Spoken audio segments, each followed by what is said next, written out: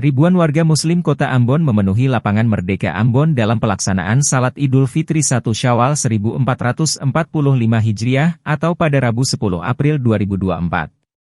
Pelaksanaan Salat Id di lapangan Merdeka ini baru kembali terjadi pasca konflik di Maluku. Dari pantauan tribunambon.com, syaf atau barisan salat hingga di pelataran kantor Gubernur Maluku. Pasalnya, bagian lapangan Merdeka Ambon telah dipenuhi warga Muslim lainnya. Jamaah datang sejak dari pukul 6 WIB. Jamaah salat Id datang membawa alas, mulai dari tikar, terpal hingga koran bekas sebagai alas duduk sekaligus untuk pelaksanaan salat. Tepat pukul 7.30 sholat Id berlangsung dengan Imam, Haji R. Hasanusi. Sementara yang berlaku sebagai khatib adalah Profesor Dr. Haji Muhammad At-Tamimi. Pelaksanaan salat Id sendiri berjalan lancar, dan dikawal puluhan aparat gabungan bersenjata lengkap.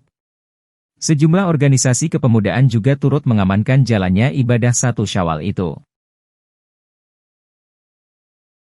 Download Tribun X sekarang, menghadirkan lokal menjadi Indonesia.